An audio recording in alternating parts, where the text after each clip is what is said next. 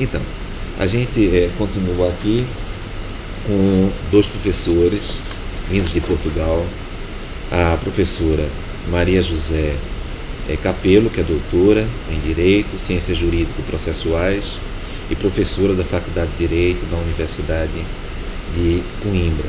Participou já de vários júris de mestrados, doutorados em Portugal e tem uma participação acadêmica muito intensa. E também aqui o professor Osvi Guimarães Tomás, mestre pela Universidade Católica de Pernambuco. O nosso programa de pós-graduação Stricto Sensu acabou de abrir um doutorado, acho que já sabem, e o Osvi é doutorando na área de processo civil em Coimbra com negócios jurídicos processuais. Então, nós terminamos o bloco anterior, e eu sempre repito a apresentação, porque as pessoas às vezes não assistem ao bloco anterior, falando sobre o problema da mediação, o problema da conciliação. No caso do Brasil, na conciliação intraprocessual, há uma recomendação de que o juiz, que na hipótese de a conciliação não dar certo, e o juiz não ser o conciliador. Há um conciliador específico, há uma outra pessoa para tentar a conciliação, que me parece muito adequado, não é? E essa outra pessoa precisa ter esse conhecimento interdisciplinar. Aí me parece haver o problema. Precisa existir cursos, precisa existir uma formação realmente voltada para isso. Não é um curso rápido, precisa ser um curso que implique em uma mudança de mentalidade.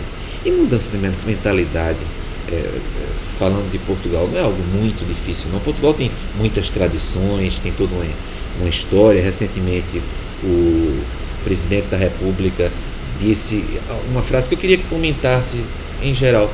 O presidente da República em Portugal, que assumiu quarta-feira, falou que, olha, Portugal pode não ter uma economia tão forte assim, mas Portugal tem cultura, e é possível exercer influência não apenas pela economia, mas também pela cultura. E a cultura portuguesa não é uma cultura de tradição, um pouco avessa a mudanças, ou eu estou errado?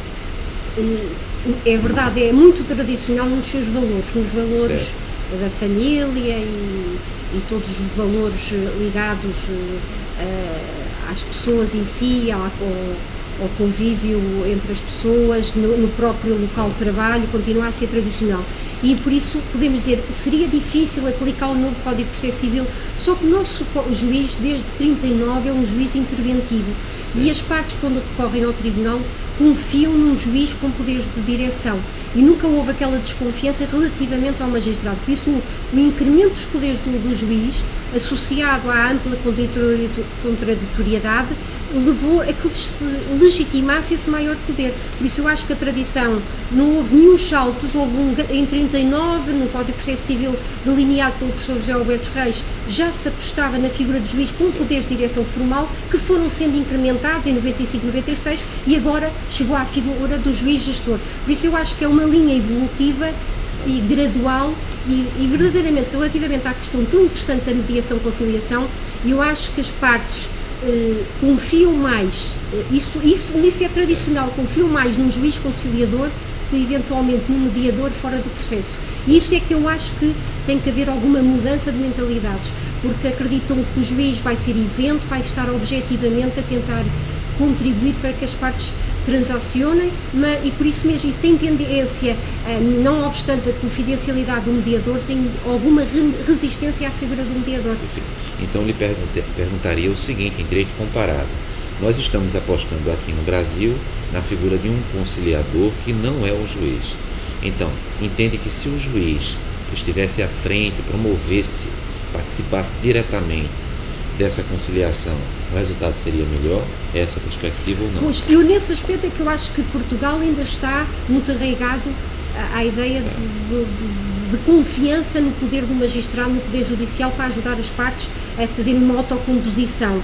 E não obstante, o juiz hoje que temos de conciliador é um juiz perigoso no sentido que o juiz, se a tentativa de conciliação for infrutífera, as soluções que ele sugeriu às partes para tentarem chegar a acordo, ficam a constar data. E nesse aspecto a tentativa de conciliação já revela um pré-julgamento por parte do juiz, por isso o juiz conciliador que se criou resolveu-se também aumentar os poderes do juiz na conciliação, e isso pode pôr em causa, fragilizar a própria figura da tentativa de conciliação. Mas não obstante isso, o sucesso dos serviços de mediação junto aos julgados de paz e alguma mediação que se faz no âmbito do direito de consumo também está a cativar, sobretudo em pequenos litígios, porque verdadeiramente os grandes litígios, como dizia o Dr. Osvir, os litigantes vão mesmo com o espírito de litigantes, normalmente são assessorados por grandes contenciosos, de grandes sociedades de advogados, e às vezes o acordo não é algo que eles almejem, não é? Pois bem, eu pergunto para os dois o seguinte: esse novo Código de Processo Civil fez uma opção por ter uma parte geral. O atual Código de 73 não tem uma parte geral, embora tenha um livro que trata do processo de conhecimento que é subsidiário dos demais. Aí eu pergunto a vocês, será que o fato de ter uma parte geral e tentar ratificar princípios constitucionais já existentes, isso traria para um novo código uma maior funcionalidade, eficiência, ou o fato de ter ou não ter uma parte geral não é algo tão significativo assim? O que pensam sobre isso?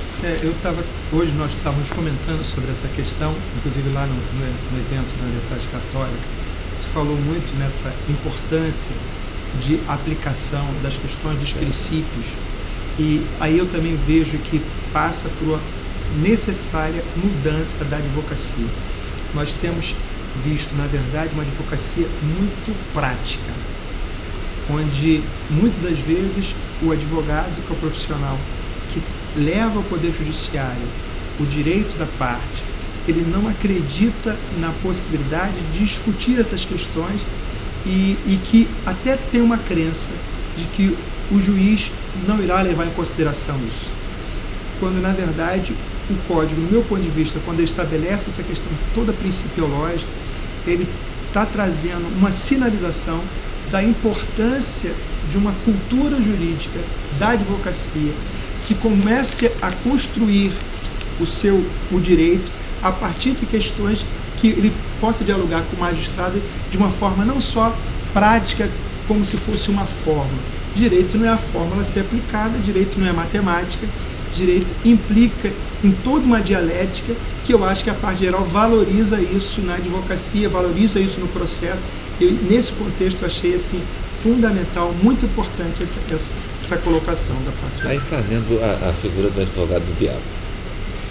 Permitir que os juízes, nós estamos falando aqui para muitos juízes, permitir que os juízes decidam com base em princípios, mais em princípios, vou chamar assim, e menos em regras específicas, não seria atribuir ao juiz um papel forte demais? Aqui no Brasil fala-se muito em ativismo judicial.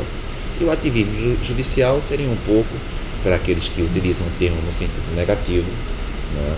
E todo termo pode ter um sentido negativo e um sentido positivo, seria dizer que o juiz, independentemente de regras específicas, mas dizendo que aplica princípios, chegaria a soluções que, na verdade, ele próprio, o juiz, antecipadamente queria chegar. Ou seja, ele já parte de uma conclusão e não de uma hipótese. O que é que acham?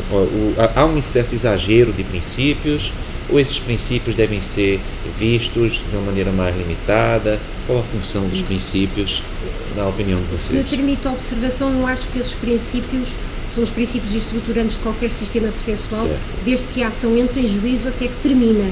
E são princípios, maior parte deles, protetores das partes. Certo. E por isso são princípios que não vão beneficiar o magistrado em prol de decisões arbitrárias e injustas, mas vão beneficiar as partes. Eu dou, por exemplo, o princípio do contraditório e a prevenção, como o próprio juiz, sempre que conhece uma questão que as partes não estavam a esperar que fosse naquele sentido, com base, por exemplo, numa aplicação do direito que as partes nunca conceberam na sua estratégia processual, o juiz ter que ouvir as partes é uma proteção das partes para prevenir decisões de preço. Vou dar, por exemplo, outro princípio muito importante do Código de Processo Civil brasileiro, do novo Código de Processo Civil brasileiro, o princípio da boa-fé.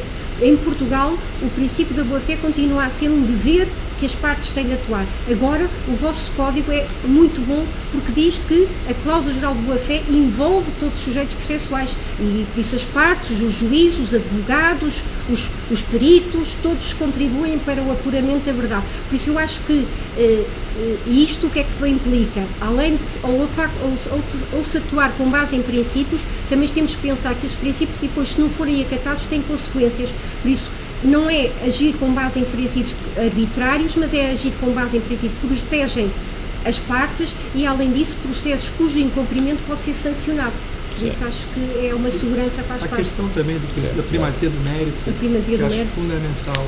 Protege as partes também. Protege as partes no sentido de... aí, nesse contexto, eu acho que ele contribui para a efetividade do processo, para a celeridade do processo, quando você pode superar algumas questões formais em função do princípio da primazia do mérito.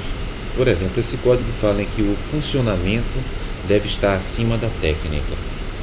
Pois bem, só que ele fala em prazos em dias úteis.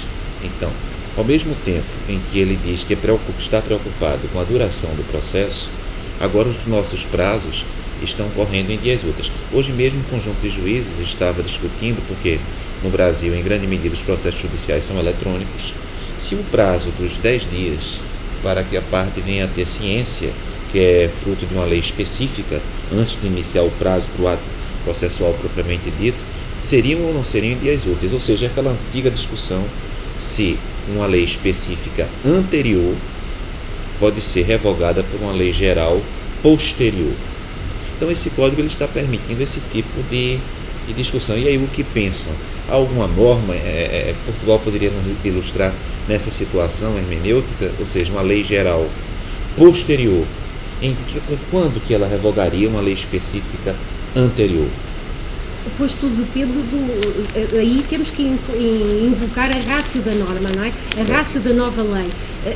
Temos que ver também a ratio da lei especial, o que é que a justificou. E se as mesmas condições que justificaram a lei especial se continuam e preservam, deve-se aplicar a lei especial, a lei geral não derroga a lei geral. Aí, mais uma vez, temos que ver os motivos que determinaram a concessão dessa lei geral, até que ponto ela quis uniformizar determinado tratamento de situações ou não. Eu, por acaso, relativamente à tramitação eletrónica, intrigou-me as críticas que dirigiram ao novo Código de Processo Civil sobre os dias úteis, mas, por um lado, eu compreendo, porque a tramitação eletrónica veio trazer muita celeridade aos processos. Antes, para se citar o réu ou para se notificar de uma peça processual, tinha de se submeter ao processamento do correio, não é? Dos postos de correio. Agora, com uma tramitação eletrónica, às 11h59 chega a peça processual, a qualquer hora chega. E por isso eu acho que foi para acautelar algum excesso de trabalho que possa ser o próprio magistrado perante a chegada de tantos processos. Por isso os dias úteis vão de alguma forma ampliar os prazos, mas eu acho que é para acautelar alguma celeridade. Só para a prática, às vezes, destruindo alguns sonhos. Nós temos aqui processo eletrônico já há algum tempo e às vezes sofremos muito com o sistema. Por exemplo, RPV, requisição de pequeno valor, aqui na Justiça Federal até 60 salários mínimos. Pois bem, para elaborar uma guia de RPV e o sistema aceitar a guia de RPV, claro que é um momento de transição, vem sendo um sofrimento. O formulário é um formulário. A questão tecnológica, eu vejo que é um problema também. Existe, eu sempre falo isso, a lei, o sistema eletrônico tem que submeter a lei. Infelizmente, existe uma cultura de quem desenvolve o sistema que acha que a lei tem que submeter o sistema. Nós temos um problema nesse contexto do sistema na questão dos prazos. Por exemplo, quando nós temos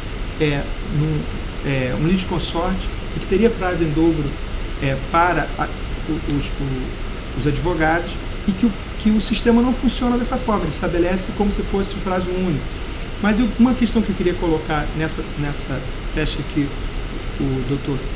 Elioren trouxe é que uma coisa que nós não podemos esquecer é que, de fato, o código ele foi feito e no código, eu digo, ele tem uma impressão digital ideológica de várias vertentes. Ele tem uma impressão ideológica da advocacia e na impressão ideológica da advocacia existe a questão dos prazos, que quem mais reclamava de prazos na vida é o advogado, né? Então, colocar a impressão ideológica do advogado ali.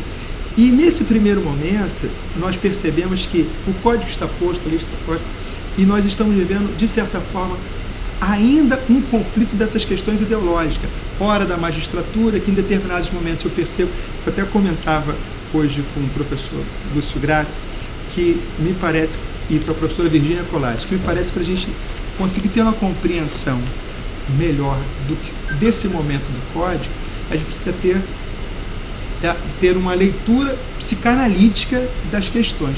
Tem algumas questões no código que eu vejo que havia uma disputa de poderes no processo. E, no meu ponto de vista, em determinados momentos, a gente percebe que a advocacia tenta se prevalecer como um ator protagonista do processo, quando se tinha uma cultura desse protagonista ser o magistrado. Então, na verdade, essa marca que está mais no psiquismo de cada um, da forma como se percebe como ator e na atividade que resolveu escolher e abraçar profissionalmente, tem nessas discussões. Então nós temos muito desses quês e porquês focado nessa questão nossa ideológica, como nós percebemos. Então eu, como advogado, faço uma supervalorização da advocacia e eu entendo que isso é fundamental, principalmente nessa área que eu estou pesquisando, que é na questão dos negócios processuais.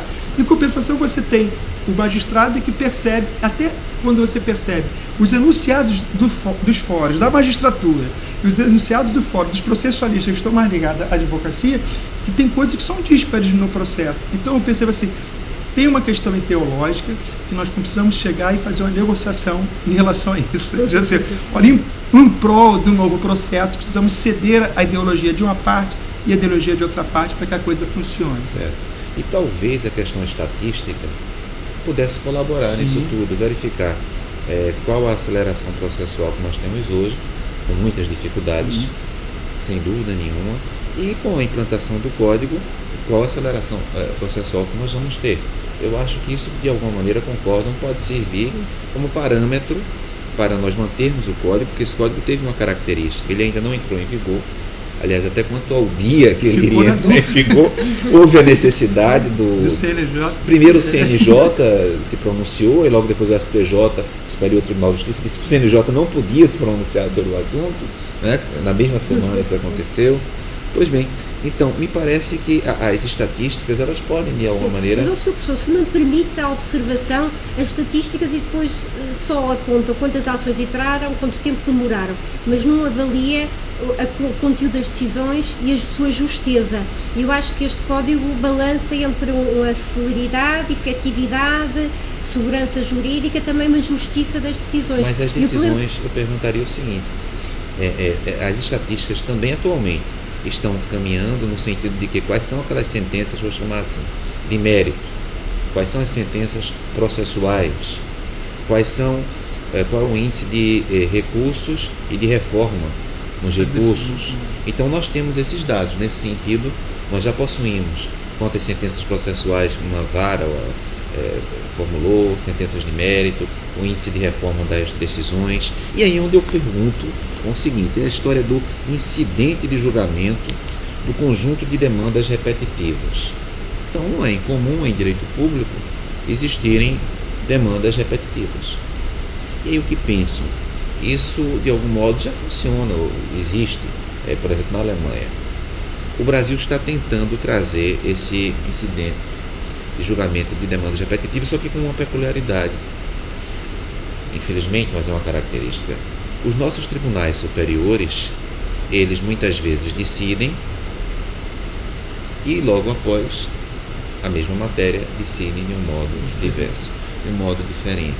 Então, em que medida esse incidente do conjunto, de julgamento do conjunto de decisões repetitivas, ou nome próximo esse que tenha, pode funcionar se nós temos uma instabilidade jurisprudencial? E aí, falasse um pouco sobre esse incidente. Eu acho que essa questão ela só vai se consolidar quando verdadeiramente se tiver consolidada a questão dos precedentes. Tá. Né? Que é uma questão que caminha em função desse novo código, é que haja realmente a consolidação dos precedentes e a partir dessa consolidação dos precedentes passe a ser algo que facilite e que hoje, na verdade, os precedentes não funcionam, né? E dentro de uma sociedade tão ágil como a brasileira, a europeia, a portuguesa, as coisas ocorrem tudo muito rapidamente. Não é? Agora o WhatsApp não para de tocar, não é? Tudo é muito rápido. Será que essa rapidez da vida social não interfere também no direito? Então, esperar que um precedente perdure por muito tempo, digamos, em direito de família, professor, eu vi que também trabalha nessa área. Eu creio que o direito de família, há pouco se dizia, há uns 10, 20 anos, algo assim, que o direito civil estava decantado. Mas o direito de família vem demonstrando que não está decantado. A dinâmica está imensa. A dinâmica é imensa. Então, em uma sociedade dinâmica imensa, como a gente vai construir precedentes estáveis e duradouros? Eu acho também, se calhar, o problema não está tanto nos precedentes, é saber se o direito tem que regular tudo que interfira com as relações sociais e legitimar tudo, e por isso temos que ver até no âmbito do direito da família, também isto é que eu questiono, será que o direito tem que regular qualquer, por exemplo, admitiu as uniões de facto e agora admite outras uniões, a adoção por homossexuais, e saber se tem que regular tudo ou algo é deixado fora do direito. O problema também é a regulamentação excessiva, não é? É um problema do direito da família, tudo está regulado, tudo foi apanágio. Mas seria possível, porque, por exemplo, nesses casos que citou, há questões previdenciárias. Então, nas uniões heterossexuais ou homossexuais, há repercussões previdenciárias. Então, as partes vêm até a justiça exatamente porque consideram que têm direito a uma pensão. Então, muitas vezes não é que o Estado vá às partes, mas as partes que vão ao Estado pela necessidade de uma aposentadoria, de uma pensão, de uma divisão de bens. Então, queria que conversasse um pouco. Uniformização de jurisprudência, com estabilidade, portanto, com segurança jurídica, em um mundo totalmente instável. Totalmente instável. Pois, por isso é que a formação... Na Europa, os refugiados. Pois, na formação de precedente vai ser difícil no âmbito de direito da família. Eu acho que ou é um precedente muito instável, ou acho que nessas áreas sujeitas a muitas mutações sociais é muito complicado atingir o estatuto de um precedente sólido, não é? Eu acho muito, muito difícil. Mas há determinadas áreas que, se calhar, o precedente vai ajudar a aplicar o código, tendo em conta conceitos indeterminados e as cláusulas gerais, como eu já tive a ocasião de dizer. Vai ajudar a solidificar, a dar uma orientação. Mas nessas áreas sujeitas às mutações sociais, tenho dúvidas qual é o papel e a formação e a origem dos precedentes. Isso é uma questão tão... E eu queria ainda piorar a questão, que é a seguinte. Nós temos uma instabilidade normativa, estabilidade de lei, as leis mudam com muita rapidez. Então, não apenas a sociedade muda com muita rapidez, isso interfere na mentalidade, nas decisões do judiciário, mas também as leis mudam muito rapidamente. Então, a jurisprudência mal se consolida a respeito de uma lei tributária, eu trabalho com direito tributário, uma lei tributária, aí a lei, quando a jurisprudência se consolida, a lei muda. E aí também seria um fator de insegurança jurídica e de insegurança em relação a esses precedentes bastante intenso. A gente percebe, inclusive na nossa própria Constituição, pela quantidade de emendas que essa Constituição tem, quase 100. Quando a gente considera uma Constituição de 1988. Exatamente. Né? Então você percebe assim, talvez nessa preocupação que se tem de que o ordenamento jurídico tem que regular todas as coisas possíveis e imagináveis. Isso faz com que toda hora a gente procure um ordenamento, que o ordenamento jurídico se adeque à situação. Ainda nessa fala da professora Marisa Capello, eu vi uma matéria num canal televisivo de uma outra questão que surge, já estava, ainda não consolidada. A questão, por exemplo, das relações homoafetivas, né? Aí agora tem a questão da relação poliafetiva, se minha memória, acho que o nome é esse, que é uma outra inovação, que tem uma outra questão, posicionamento. Fiquemos com a Europa, a questão dos refugiados. Então, que direitos fundamentais seriam estes? Que eu imagino que os direitos fundamentais seriam direitos fundamentais a todos, ao alemão, ao francês, ao português, mas também aos refugiados. E aí eu noto que na Europa discute-se quais os direitos previdenciários, um novo sistema de previdência, porque os refugiados podem destruir a Europa. É o que eu tenho escutado. O problema é que eu acho, se me permite a intervenção, eu acho que temos que trabalhar com a figura de refugiado, O refugiado que nós antes trabalhávamos, que era acolhido pelo Estado e em menor Certo. número, não é este refugiado, porque este refugiado se calhar não foge das coisas Certo. que antes o refugiado fugia. Por isso isto é um fenómeno de massas que cria uma figura de refugiado que se calhar não se insere na lei de proteção ao refugiado. Por isso eu acho que temos que, aí se calhar é a altura de haver alguma intervenção legislativa, aí se calhar porque temos que reconfigurar este novo refugiado que se calhar não merece o estatuto que merecia um refugiado. O que significa dizer que essa insegurança jurídica não é só no direito de família, ela vem na realidade atual atingindo tudo, inclusive aqueles direitos que eram havidos como fundamentais. E aí nós estamos transformando esses direitos fundamentais em direitos mais plásticos, direitos mais flexíveis, seria isso? Então a ideia de direito fundamental, aquele direito imanente ao ser humano, já não seria aquela ideia forte, ao ponto, por exemplo, que na Suécia, um deputado ter defendido que quando o refugiado chegasse, precisaria entregar todo o seu patrimônio, porque para viver na Suécia havia um preço. Ou aquela deputada alemã, que também chegou a afirmar que diz, olha, não entre, e se entrar, poderia tirar no refugiado. Isso, o problema, seja qual for a decisão política que se tome, que eu acho que é uma decisão política, essencialmente, não necessariamente jurídica, porque eu acho que não, se calhar não se subsume na figura do refugiado, eu acho que tem que se preservar a dignidade da pessoa humana. Por isso, qualquer que seja o direito e o dever de prestar desses Estados, a dignidade da pessoa humana. Por isso, qualquer apreensão do pouco património que têm esses refugiados tem que ser legitimado por algum princípio, alguma norma que não colida com a dignidade da pessoa humana, não é? Certo. Então, no próximo bloco, e vai no nosso último bloco, não é? E a gente sempre agradecendo aqui aos professores, não é? Nós vamos continuar com pontos específicos do novo Código de Processo Civil para escutarmos essa visão de Portugal, não é? Essa visão da Europa, essa visão, enfim, dos professores a respeito dessas mudanças do novo Código de Processo Civil brasileiro.